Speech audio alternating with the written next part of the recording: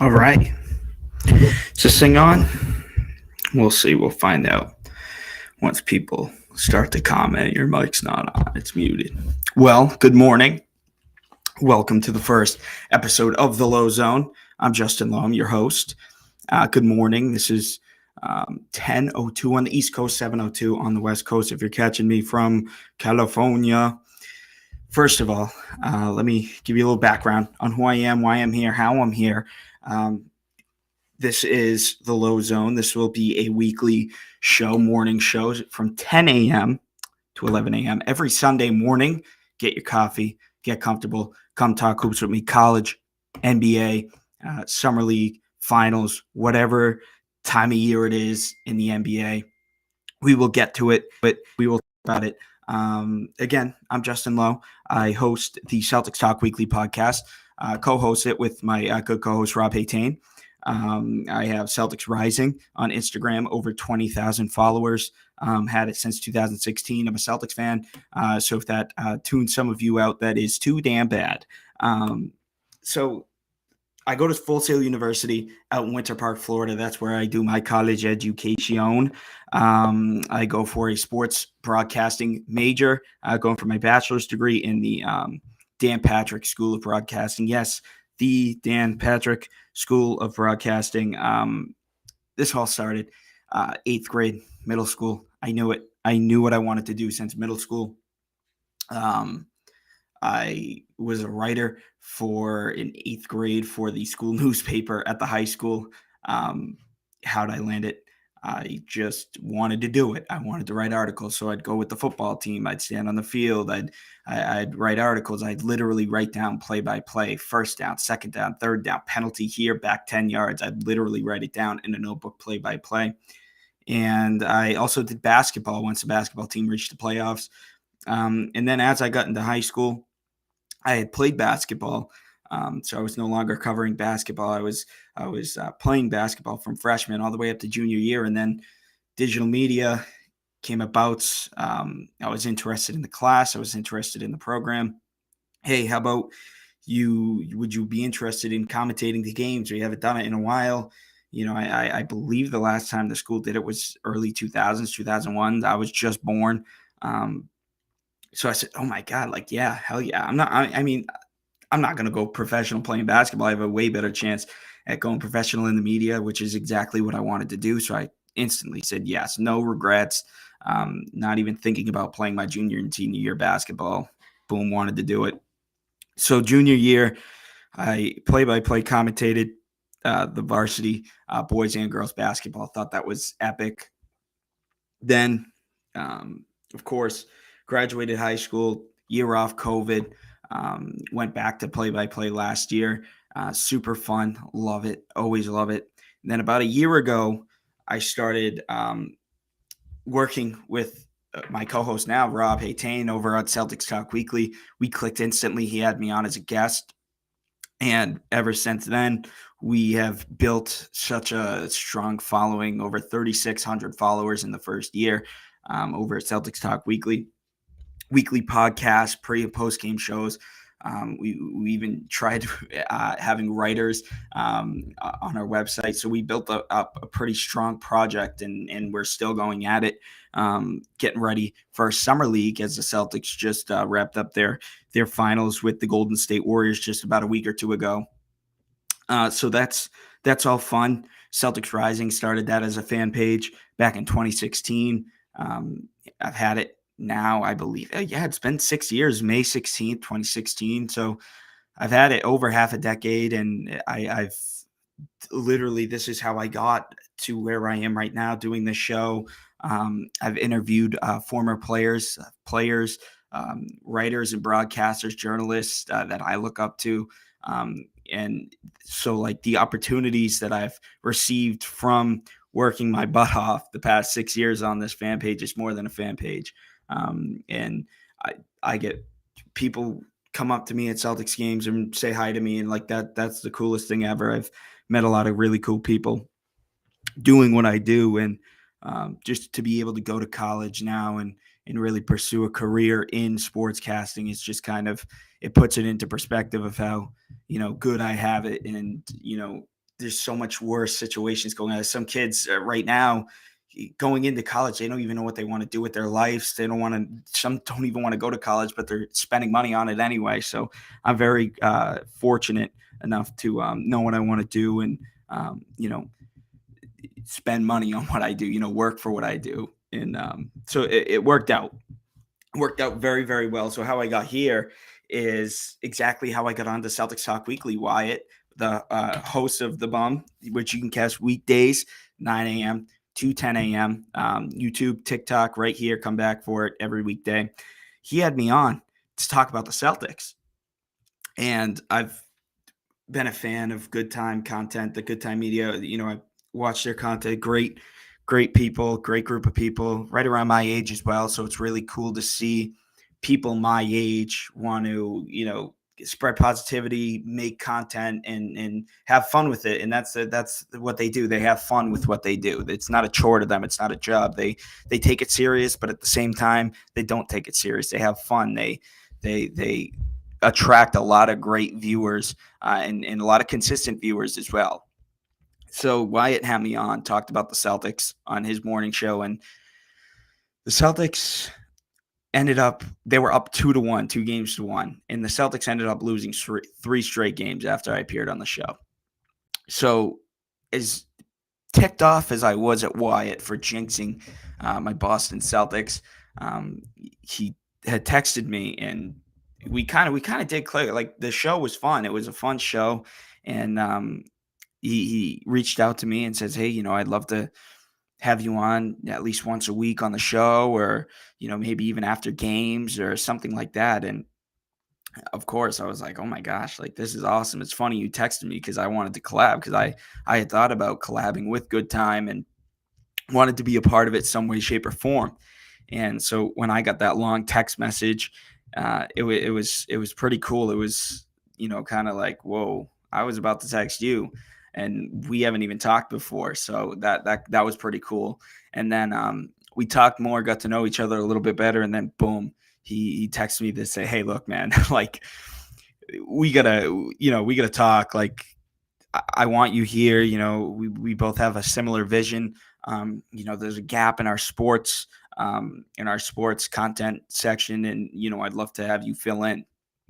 Boom, instant yes. I have a very busy work schedule. If you know me, I'm very, very busy. I work. I have a family business. I'm there 5 days a week. On top of that, I go to school full time. I run my own podcast. So I'm like, all right, give me a couple days I want to do this, but let's take a couple days and figure out how we're going to do this. So I took about a day or two, not too long. I don't even think it was a day, honestly. And I was instantly like, dude, look, I want to do this. We're going to have to figure it out, but there is absolutely no reason why we can't try this out and see what it does. If we need to switch up some things behind the scenes, that's what we do, and we go right back at it. It's not that big of a deal. And he was on board, and I was on board, and I'm very excited. You can tell my legs are kind of shaking right now because I'm so excited for this. This is so dope. This is what I work for. This is what I love to do. Great people over a good time, and I'm really excited, and I'm really grateful to be working with these guys. And hopefully we can have these guys on, talk about some sports, talk about some hoops, and then hopefully they can have me on, talk about what they talk about, which is just about anything in a positive matter. So that's what this goal is. This goal with this podcast is to come on every week, every Sunday morning. Get your Sunday started off on a positive note. If you like sports, you like basketball, you like college basketball as well, we'll be covering that once the season picks back up again. Come here, relax, join, drink a cup of joe, cup of coffee, whatever the hell you call it. Oh my God, I almost spilled it. I got mine right here. It's dripping, whatever the hell that is. So yeah, just come, relax, and have a good time. Have a good time. That's what this is about. So let's talk some hoops.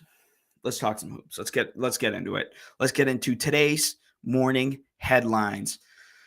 We got a few good ones here. Kyrie Irving wants out of Brooklyn. Kevin Durant wants out of Brooklyn. And guess what? Russell Westbrook might not want out of LA, but LA wants him out ASAP. So the Lakers and Nets are, quote, actively engaging on a blockbuster trade centered around both point guards Kyrie Irving and Russell Westbrook. Zion Williamson, yes, the former 2019 first overall pick, hasn't played in quite a while, put on a few pounds, but he's still explosive. He's still incredible talent. He earned himself a 5-year, $231 million extension. And the Cleveland Cavaliers put their own $231 million extension together for a point guard, Darius Garland. Darius Garland was a first-time All-Star last year for the Cleveland Cavaliers. They made it to the play-in tournament as the 7th seed. As for the Sacramento Kings, well, there's some good news in Sacramento. The Kings' 4th overall pick, Keegan Murray, Summer League debut at 26 points, 8 rebounds, 10 of 14 from the field, and 4 of 5 from three-point range. He played 28 minutes. Those are some 2K My Career stats right there. Going out to play was fun for me, Keegan said. I was just trying to seize the moment. The sophomore from Iowa University, has not played in a little over 4 months other than pickup games. So this was his first organized basketball game in a while. The Sacramento Kings beat the Golden State Warriors last night in Summer League action, 86-66. I love Summer League. I love the Summer League circuits. I love the Vegas Summer League, the Orlando Summer League. Give me some Summer League. We're going to be talking a lot about that probably next week when everything really kicks off. Right now, though, just the summer circuit in Golden State in the Bay Area is kicking off right now. Lakers and Miami played last night. I didn't tune into too much of it. I was flipping back and forth because the Lakers were just absolutely destroying Miami. It was like 97-58 at one point, 97-60 at one point. So I was like, no way. That's not watchable. I love Summer League, but when it's that much of a blowout, that's not possible to watch. Let's see what's trending on Twitter, Instagram, social media. First of all, famous Lowe's 32. You might know him. Famous sports, I guess, comedian, commentator, funny guy, great smart guy. Gary Payton II had left Golden State, signed with the Portland? Yeah, signed with the Portland Trailblazers on a 2-year deal, got the bag after winning his first title with the Golden State Warriors just last week. So Gary Payton II leaving the Golden State Warriors just ruined my day. As we take a look at Kevin Durant, broke silence yesterday. We haven't heard from Kevin Durant in a while, other than headlines. Oh, KD asked for a trade. No, KD wants to stay. No, KD wants to trade. Well, Kevin Durant took it to Twitter and says, quote, "The ones who were locked in that gym with me know what it is. They know what I'm about. If you haven't been in there with me, just ask around." Then how about this? Authentic91 on Twitter. Sure hope this ain't the cover of 2K23. There are 2K23 cover leaks going out, and Devin Booker is all over them. Is it real? Is it not? I don't know. NBA World. Some are half excited about it, not excited about it at all. We'll see. I like the cover. I think it's a pretty dope cover. I think there's other players that deserve to be on the cover a little bit more. Maybe we'll talk about that later on. But Devin Booker, I like the cover. It looks clean to me. If you're not a 2K player, it probably is what it is for you. You probably don't care. I'm a big 2K guy. I hope NBA Live comes back. That'll also be probably talking about on another episode, maybe even a blog. But yeah, cover looks clean to me. I like the quality of it. Nothing too drastic, nothing too simple about it. It's all right. And then how about this? Malcolm Brogdon was traded to the Boston Celtics the other day for 5 players in a first-round draft pick. Those 5 players, I'm a Celtics fan. Those 5 players, I love all 5 of them, but they weren't getting rotational minutes. They were getting paid. One of them, Daniel Tice, getting paid over $8 million, almost $9 million. One goal and one goal only in that for Malcolm Brogdon is to win a championship. You see this photo of last year when the Celtics had no fans in attendance. They brought their banners down to the floor for some aesthetics, and Malcolm Brogdon got this perfect picture of him standing in front of the Celtics, one of the Celtics 17 banners.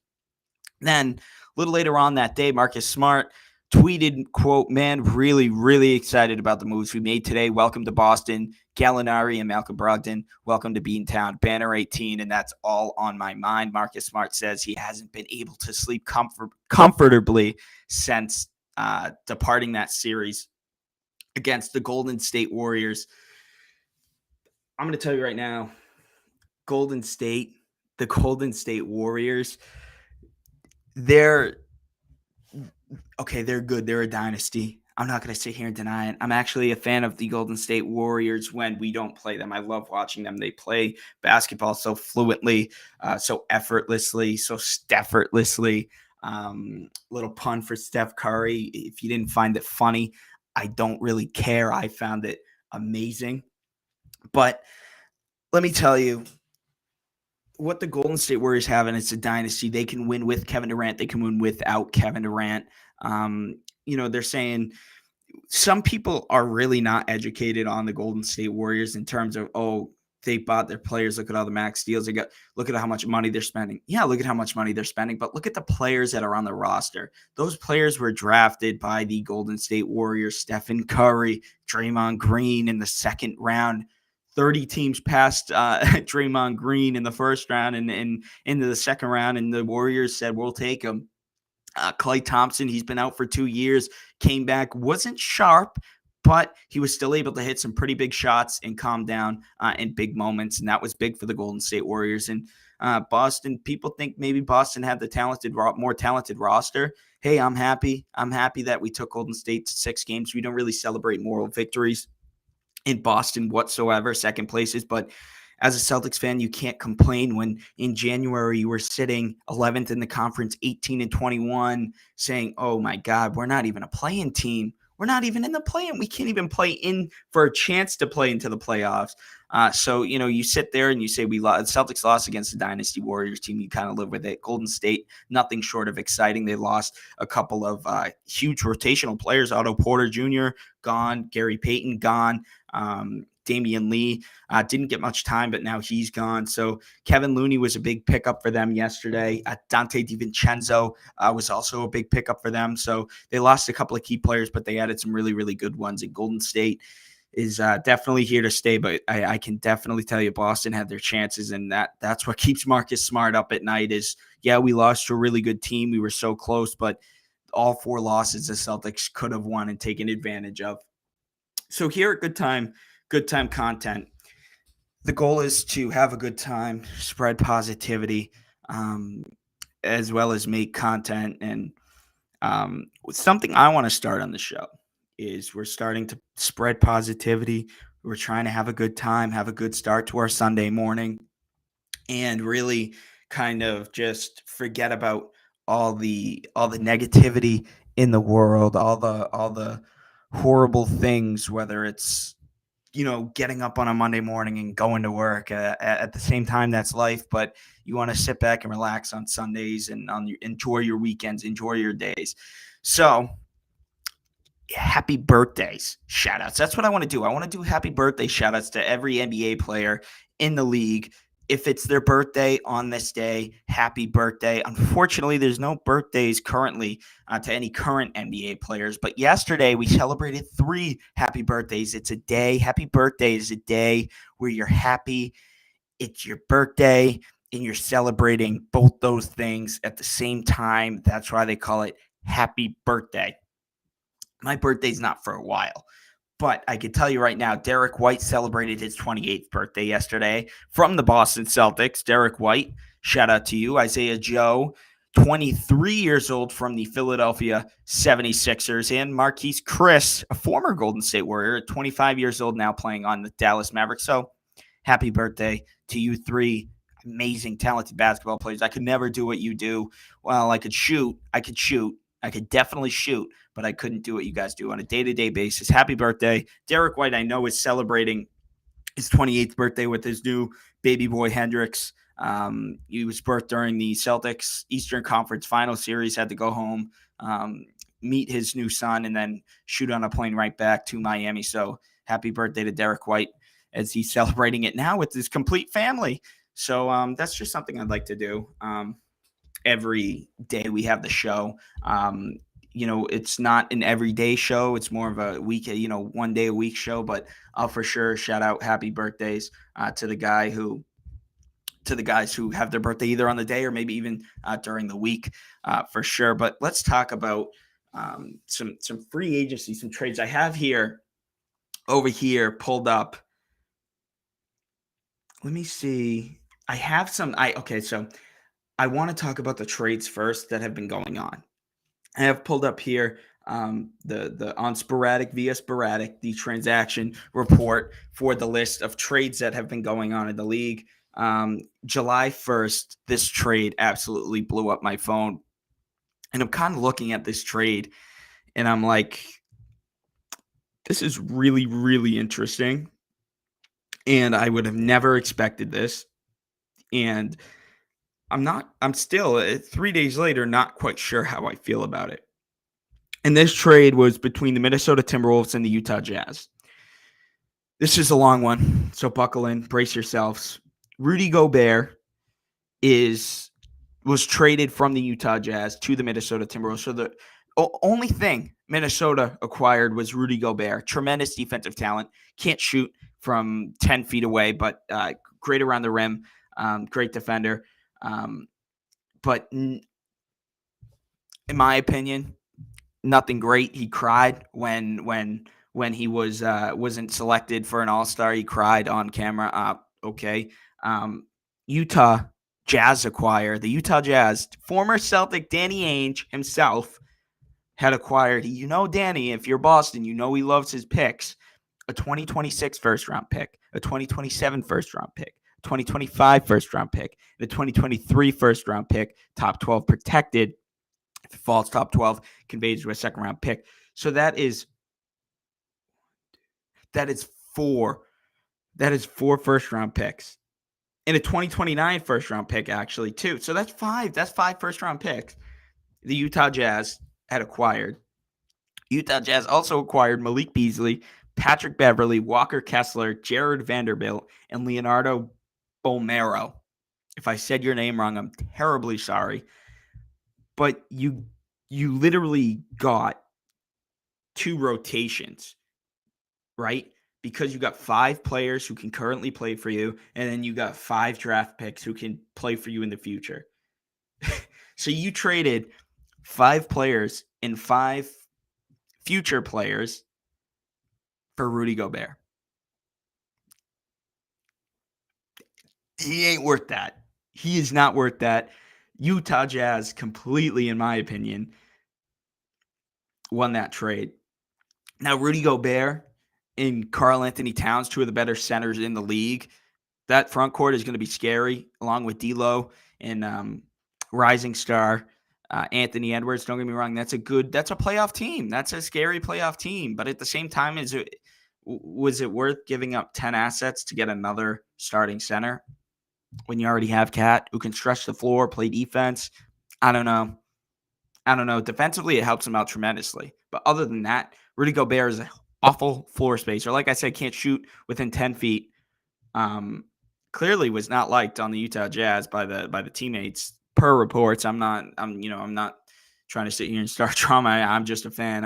I just watch the team and look up rumors. But that trade was mind-boggling to me when I saw that 10 assets were going to Utah and only 1 was going back to Minnesota, and it was a starting center. And I don't know how I feel. I think it's a win for Utah for sure. I think Danny Ainge pulled off a one hell of a trade. This is kind of similar to the Brooklyn trade in terms of you got a crap ton of draft picks in return and then some players that you can use right now, but they're not going to go out there and get you a championship. They're good, pieces, but nothing crazy. Let's touch up on another trade that happened during that same day. It was between the Sacramento Kings. The Sacramento Kings, those guys suck. Those guys haven't made the playoffs in, is it 18 years? The longest playoff drought? It's pretty long. Justin Holiday and Maurice Harkless traded from Sacramento to Atlanta, and Atlanta trades them Kevin Huerter. That's a huge W. That is a huge W for the Sacramento Kings. That's a great pickup. They also picked up Malik Monk and free agency from the Los Angeles Lakers. Those are 2 solid pickups. We talked about their draft pick, their 4th pick, Keegan Murray, who, if you just joining us, I mentioned earlier, he balled out in his first summer league game last night. So that's a solid pickup for Sacramento. Atlanta also picked up Justin Holiday. I love all 3 of the Holiday brothers. Great hard workers. They also got a future first-round pick. So, I like what Atlanta did. Atlanta A day before that, traded for DeJounte Murray. They traded Delano Gallinari. He's going to be on the Celtics now. He was actually traded to the San Antonio Spurs and then released, so Boston picked him up. So they traded Gallinari and 4 first-round picks to the Spurs, and the Hawks in return got DeJounte Murray. DeJounte Murray and Trae Young will be playing basketball together. And as of right now, John Collins is still on the team. I doubt he will be by the start of the season, but I like that team. I really like what they have there. That's going to be a fun Atlanta team. I also think they'll be a playoff team this year if they can stay healthy. And I think they're better than a play-in team with that trade. And with both those trades, honestly, I think Justin Holiday, Maurice Harkless, 2 small forwards, it gives you really good forward depth. Although you do lose Kevin Huerter in that deal. That's good. That's solid forward depth. I mean, nothing crazy, but you lost Gallinari, so that's tougher. And then I want to bring up what else are some trades? So this trade was like one of the first trades of the offseason. It was between Dallas and Houston. Between Dallas, so the 2 Texas teams. Dallas acquired Christian Wood, power forward, for about $14.5 million. Houston acquires Boban Marjanovic, Sterling Brown, Trey Burke, Marquise Chris, who we mentioned earlier. Happy birthday to Marquise Chris. He's now headed to Houston. And Wendell Moore Jr. So a lot of good assets there for Houston. Dumped Christian Wood's salary. I don't know. That's a good pickup for Dallas. But I don't know what Houston is necessarily going for. Trey Burke is a good guard. I like Trey Burke. Sterling Brown, Marquise Chris, good forward. But Christian Wood, who's going to replace Chris? I'm trying to think who's center on their team. Because it's going to be because Boban's going to go in there. I hope he gets minutes. But that'll be interesting to see what Houston, what their rotation looks like. That will be one interesting thing to look back on. We'll also take it 4 days later. This was towards draft day. The Knicks acquire virtually nothing for Nerlens Noel, Alec Burks, and 2 second-round picks. They're going to Detroit. There was talks about releasing both of them. Then Detroit says, no, we're going to use both of them. There were talks about Alec Burks coming to Boston. There was talks about Nerlens Noel going back to Dallas, but all things stayed, and Detroit acquires both of them, plan to use them. Solid trade. I like that trade for Detroit. Detroit's had a really, really good offseason. This was also a salary dump. You dumped almost $20 million of salary in this trade. Alec Burks, $10 million. Nerlens Noel, $9.2 million, so almost $20 million. You also got rid of Kemba Walker's contract, and then Detroit released him. So they did a good job. New York did a great job at dumping their salary. But for the player, stick around when we talk about some free agent moves. The player that they got, I don't know if I'd spend 105. I think there's better players out there to spend $105 million on. Then June 29th, we'll talk about Denver. And I think this was a great pickup for Denver. They traded with the Washington Wizards. Denver acquired Kentavious Caldwell-Pope and Ish Smith. Washington acquires Monte Morris, Will Barton. I think that's kind of like a win-win trade for both of them. You get some veteran presence there with Monte Morris and Will Barton. Great guys to put around John Wall. Point guard Monte Morris and small forward Will Barton, defensive specialist, added a shot to his game as well. I remember in Portland, he was just strictly defense. And then when he went to the Denver Nuggets, hey, he can shoot. He can score. So that's a great pickup for Washington. And then I think it's an even better pickup for Denver, acquiring Kentavious Caldwell-Pope to put next to Jamal Murray, Michael Porter Jr., and then obviously the MVP Nikola Jokic. Puts another ball handler, and Ish Smith, great backup point guard, absolutely Celtic killer. Killed the Celtics every time he played them, no matter what team he was on. And then that pretty much kind of wraps it. There was some like little dinky trades, huge draft day trade. Jalen Duran drafted by New York. gone. I don't know what New York did in the draft. It was just kind of insane. And then there is one trade I do want to talk about. I saved this for last because I know the most about this trade, and I can explain this trade. It's a lot of people about this trade, especially that I know. Is this guy worth it? Why did the Boston Celtics do this? Did we overpay? Did we overspend? Is this Malcolm Brogdon guy really gonna, be Boston's savior? And I'm here to unbiasedly tell you that this was a clear cut W trade by the Boston Celtics. You've acquired Malcolm Brogdon. The playmaking point guard averages 22 points. Hands down, if he could be the playmaker that he is on a night to night basis, he can easily be a 20 and 10, 20 points, 10 assists guy, a double double he can average with this team. I truly believe it on any given night. He could play point guard, he could play shooting guard, he could play starting point guard, starting shooting guard, or he could even come off the bench as your sixth man. He could really do anything, and he helps the Celtics a lot here. And then you got rid of Daniel Tice, my boy. I love Aaron Nesmith. He couldn't get it together his second year, but I absolutely love Aaron Nesmith. So Boston got rid of Tice, Nesmith, Nick Stauskas, Malik Fitz, Juwan Morgan, and a 2023 first-round pick. Let's go through the players first.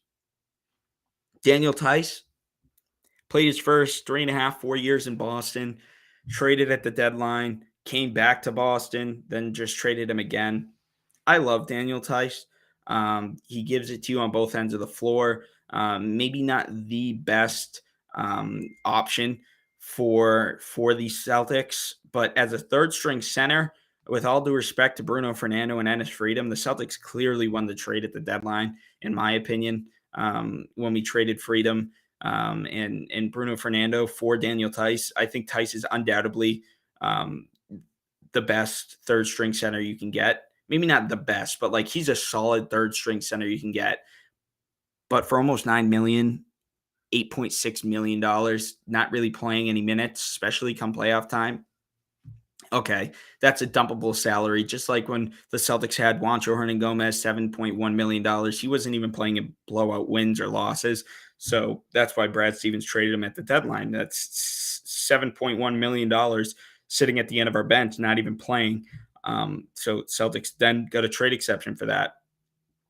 So Aaron Nesmith was gone in that deal. That was about $3.8 million clear. Nesmith loved him, had a great rookie year in Boston, just couldn't get it. He shot 52% in his college career from three. From Vanderbilt, love Aaron Nesmith. I have about 6 of his jerseys. I've talked to Aaron Nesmith. He's awesome. I love him. He's a great down-to-earth guy. I loves talking to his fans. Love him. Just couldn't get it together. He will be the first to tell you he had not a good season. Then Nick Stauskas, Malik Fitz, Juwan Morgan, great guys. They played great minutes in Maine for the Maine Celtics in the G League. Great guys to have emotionally on the bench. They were great teammates. But at the same time, $2.1 million to Stauskas, 1.7 to Malik Fitz, 1.8 to Juwan Morgan. That's close to $5 million the Celtics were able to clear. Didn't play at all. And then a 2023 first-round pick. So you gave up 5 players.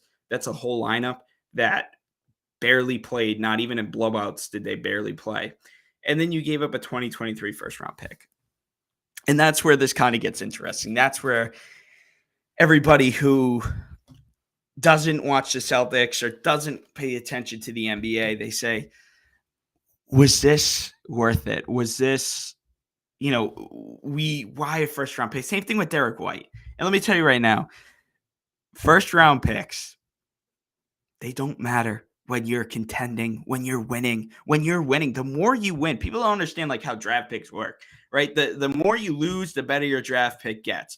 The worse your team or the better your team is, the more you win, the worse your draft pick gets, right? To say the Celtics go and they go back to the playoffs and they go back to the finals in the Eastern Conference, that draft pick is going to be pretty much good to useless in terms of if you're trying to get a high value draft pick in the between 1 and 15. that pick is going to range somewhere between, I'd say, 23 to 30 in the NBA in the first round of the draft. So that draft pick, I believe, is going to be top 12 protected as well. So if the Celtics say the Celtics have a terrible season or they somehow get the 12th pick in the draft or better, Celtics will keep that pick and it'll go Indiana's first round pick that we gave them will turn to a second round pick. That's just how it works. It can be very confusing if you don't understand. But again, Malcolm Brogdon is that playmaking point guard the Celtics really needed. Not that Smart. I mean, Smart. Let's face it. Smart at the point guard spot got us to the NBA Finals. We've gone through star point guards: Isaiah Thomas, Kemba Walker, Kyrie Irving. We've gone through some tremendous point guards, all-star level, superstar level, potentially Hall of Fame level with Kyrie Irving level point guards, and it didn't work.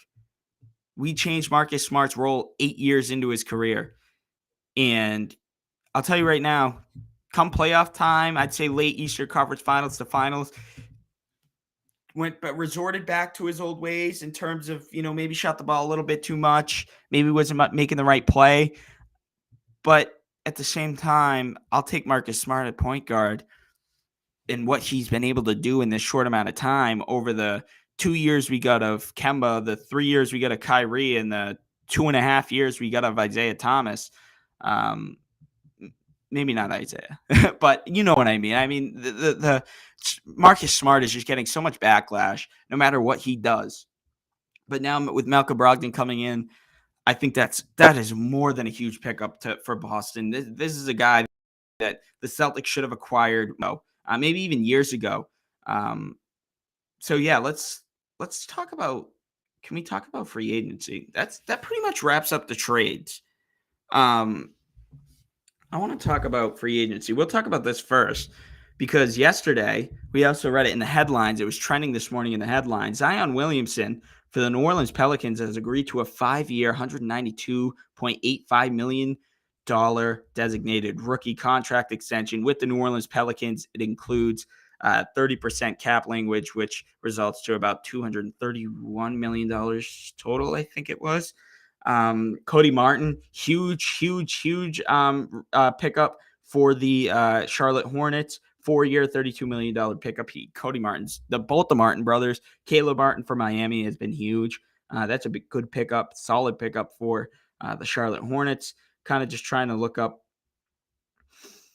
some solid names. Jaden Ivey, the point guard, just signed a rookie point guard signed a 4-year, $32.95 million rookie scale contract with the Pistons. Darius Garland was a huge re-sign, 5-year, $192 million designated rookie contract extension with the Cavs. That also includes 30% cap language. So that'll result in like $231 million. He was a first-time All-Star last year. Huge for that Cleveland Cavaliers team. I mean, the Cavs were a team where they jumped from virtually nowhere. Like, they were rock bottom. And then all of a sudden, boom, they were they sat at the 5 seed for most of the season. Then guys like Ricky Rubio got hurt. Jared Allen towards the end of the season. Evan Mobley as well. But that's a huge re-sign for the Cavaliers, especially if they're about to lose Colin Sexton. Bismack Biyombo agreed to a contract with Phoenix. I know Biyombo had a lot of personal problems going on last year. The Phoenix Suns signed him, and he actually had one of his best career years. Josh Okeke re-signed with the Minnesota Timberwolves, and Damian Jones, Troy Brown Jr., Juan Toscano Anderson, all 3 of them signed with the Los Angeles Lakers. I think that JTA Juan Toscano Anderson, that's a somewhat decent loss for the Golden State Warriors. I loved Juan Toscano Anderson. I remember last year when he played against the Celtics and he was going for a loose ball, dove over the scorer's table to stanchion. He cracked his head open, and I just remember everybody rushing over to him, and like he was okay, and he had a concussion, stitches and all that, but like he is the type of player where no matter how many minutes he gets, he doesn't care how many points he scores. He just wants to go out there and win, leave his body on the floor. And that's, to me, that's everything. Um, so they lose Juan Toscano Anderson, but they bring in Dante DiVincenzo on a 2-year, $9.3 million deal for Golden State. That's Dante DiVincenzo. He would have been like, he was one of the top targets the Celtics wanted to sign in free agency. Would have loved to have him. I remember when he was on the Bucks a few months ago, the Celtics wanted to trade for him, and they wanted like Grant Williams, Peyton Pritchard, and Brad Stevens. Like, yo, not happening, not in my house. So Dante DiVincenzo got traded to the Kings, and then now obviously going to Golden. That's a huge pickup for Golden. That is such a good pickup for Golden State. Otto Porter Jr., that's a big loss for Golden State. Now, I guess the trend here is Golden State. I love Otto Porter Jr. He was a huge piece to their finals run this year. Key reason why they won the finals this year. I wouldn't say he was the reason, but he was a good, solid piece.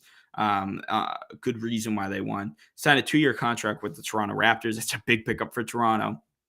Kevin Looney then re-signed to a 3-year, $25 million contract with the Warriors. Great center. I love that pickup for them. Who else? Ricky Rubio, who was on the Cavs last year, then got injured, traded to the Pacers. Now he's a free agent. He just agreed to a 3-year, $18.4 million contract with the Cavaliers. That was another point guard I would have loved to see the Celtics acquire.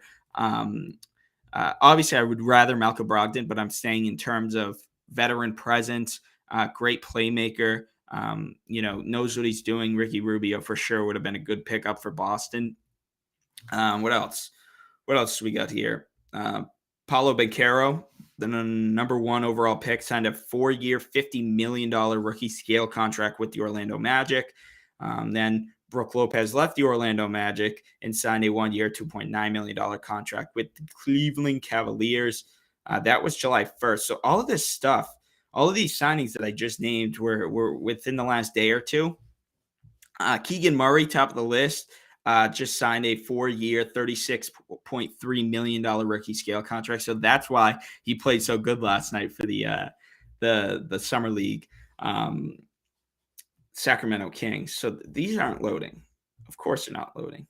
I guess I could talk about Gallinari, which I want to look up Gallinari's stats. I know this isn't a Celtics show, but at the same time, I'm a big Celtics fan, and I haven't been able to really talk about this for a little bit. So Gallinari, if you didn't know, if you weren't listening earlier, you're just tuning in, whatever the case may be, Gallinari was traded from the Hawks to the Spurs in the DeJounte Murray deal.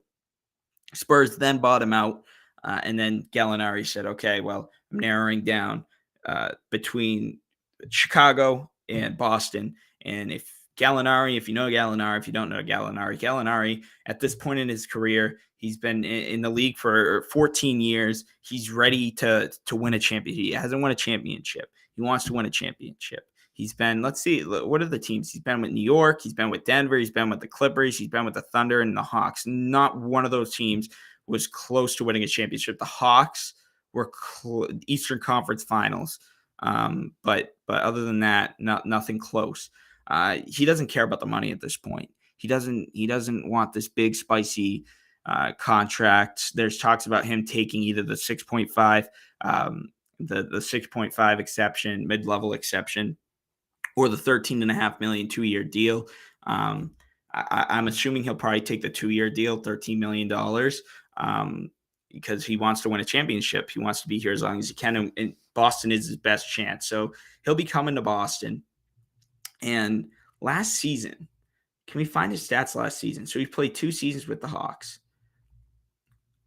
I'm over here on bad. This is all per Basketball Reference. Atlanta Hawks, he played 66 games. He started 18 of them, averaged about 25.5 minutes per game. Looking at the field goal, 43% from the field, 38% from 3, and that's what he gives you, 48% from mid-range 2-pointers. And then also he averages 90% from the free throw line. So shooting numbers are phenomenal. Like that's what we're getting him. We're getting him to put him on the bench, shoot the basketball, present some consistency within the team. We lack really bad consistency, average just under 12 points a game. I do want to, what are his defensive stats? So 0.4 steals a game on 0.2 blocks per game. So his defense is what concerns me a little bit. He's not the most versatile player. He's not the most athletic player. He's going to be turning 34 by the time the season starts. August 8th is his birthday. So he'll be 34 when the season starts. That's my concern, is what he can give you on the defensive end. But also, me and my grandfather were talking about this last night. Shout out to my grandfather, Howie Lowe, Papa. Love you. Hope you're feeling better. What me and my grandfather we were talking about last night was the fact that when you put Gallinari on the floor around guys like Marcus Smart, Jaylen Brown, Jason Tatum, Robert Williams, and even throwing Al Horford, when you put Gallinari around those guys, what happens? What do you see? You see 4 defenders who can defend both sides of the basketball, any position, really any position, perimeter, down low, and then you have Gallinari, who will be your weakest link on the defensive end out of those 5. So if he produces some really good minutes, really good points, shooting, whatever it is on the offensive end, can the other 4 Celtics pick up his what he might slack on, what he might lack on the defensive end? And I think that was a really good point my grandfather made, was the fact that, look, you got these 4 other players who could pick up his slack on the defensive end, but that's if he can consistently put the ball in the basket. So that, I thought that was a really, really good point. I want to go back to this Kyrie Irving and Russell Westbrook trade. We'll stay here in the Eastern Conference. Oh, God, please don't play the sound. We'll stay here in the Eastern Conference. So this is a rumored trade presented by NBA TV via NBA.com. So as of right now, talks are going around the league that the rumored trade is going to be the Los Angeles Lakers. If they were to make this trade, they'd receive Kyrie Irving, Joe Harris, or Seth Curry, one of the two, and the Brooklyn Nets would receive Russell Westbrook, Talen Horton-Tucker, and draft capital. Now, the problem with this trade is the Lakers necessarily don't want to give up Talen Horton-Tucker. They think he is the future. LeBron retires, Anthony Davis retires, Westbrook, or whatever the case is. Talen Horton-Tucker is their kind of, main piece that they want to build off of. And they want him to stick around for the future. So even though they're getting Kyrie and potentially 1 or 2 dead-eye shooters in Seth Curry and Joe Harris, they're also having trouble trying to give up Talen Horton-Tucker. They do say Tucker or not, the Kendrick Nunn, but we damn well know Brooklyn would want Talen Horton-Tucker over Kendrick Nunn. So that's kind of where this trade is kind of sitting right now. I feel like it's more so waiting on the fact of, we want Talen Horton. You want Kyrie Irving. We want Talen Horton-Tucker. We want a young asset, a young potential all-star out of this. And we also, starting point guard Russell Westbrook will take, I don't know how, if this works out, Russell Westbrook and if Ben Simmons plays, those are 2 players who can't shoot for their lives. And again, I'm not sitting here disrespecting any last names. I'm not going to sit here and say Westbrook sucks, because I'm actually a Westbrook believer. I believe in Russell Westbrook, believe it or not. But Westbrook and Ben Simmons, 2 bigger point guards, very explosive, could get to the hoop with ease, but they can't shoot like Rudy Gobert. They can't shoot behind 10 feet of the range of the basket. So that's going to be something interesting to keep an eye on. But let's kind of read into this.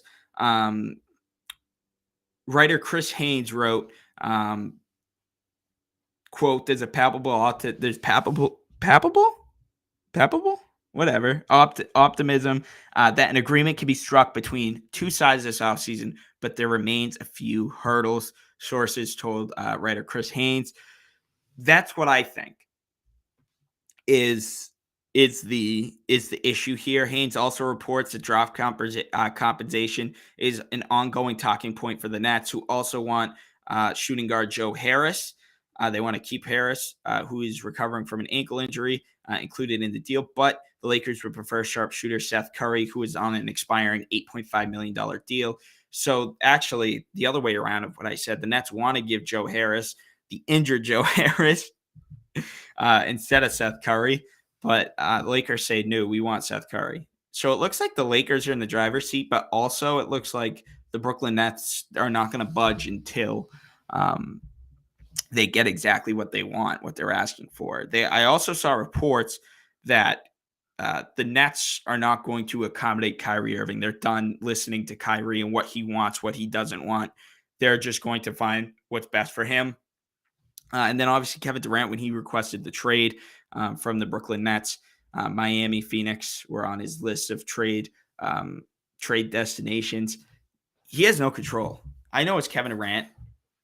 I understand.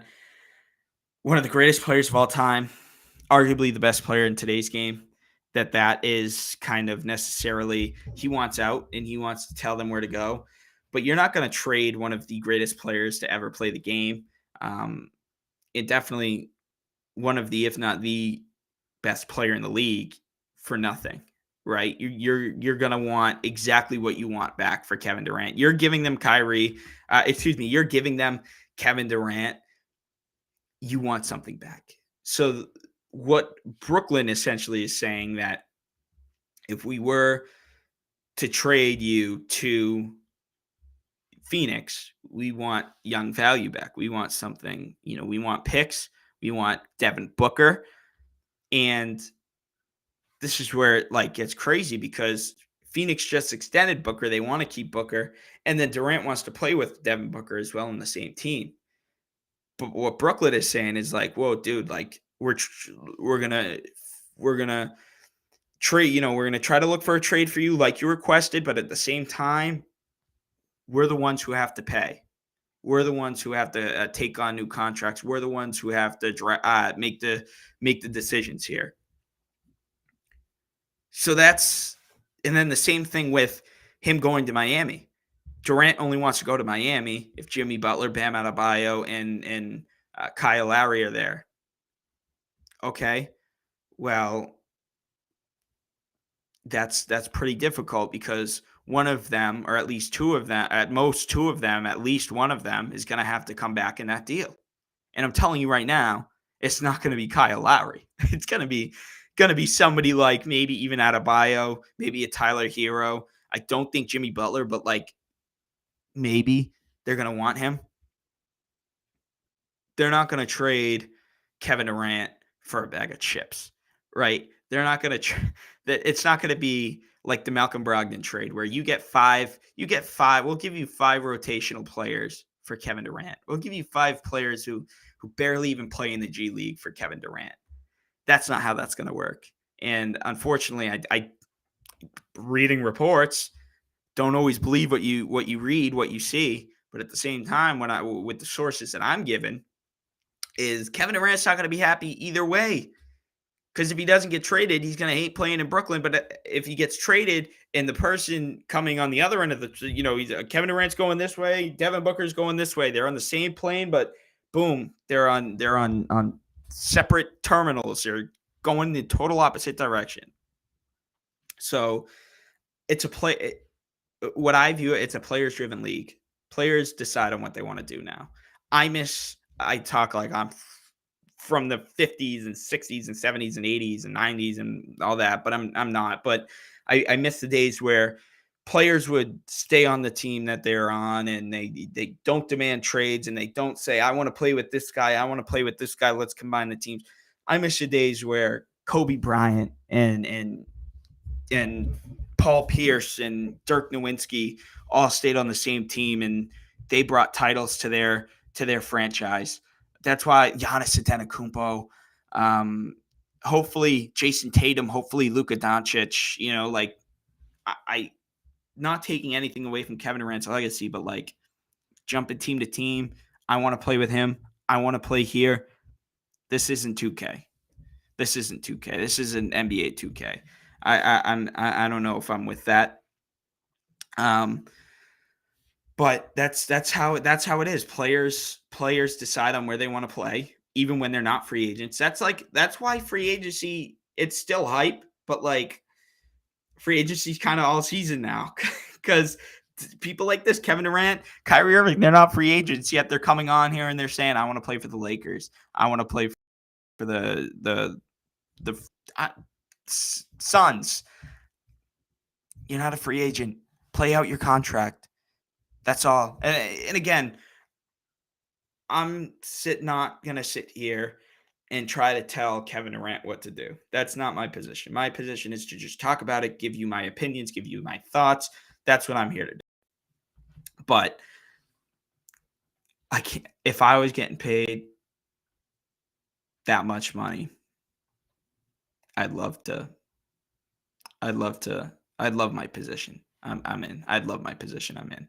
But wherever Kevin Durant go, could you imagine Kyrie and KD get traded to the Lakers, and it's LeBron and Anthony Davis is there? That'd make it so unfun. That's like when you go on to play NBA 2K or NBA Live, whatever you play, and you make your own team, and you turn off the salary cap, and you turn off the what is it?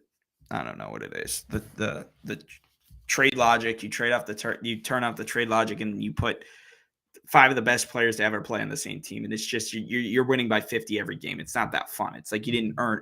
Like it's not that fun. But that's kind of how I view that. It is what it is. I don't think either Kyrie or KD will be on the team come August, September, come preseason.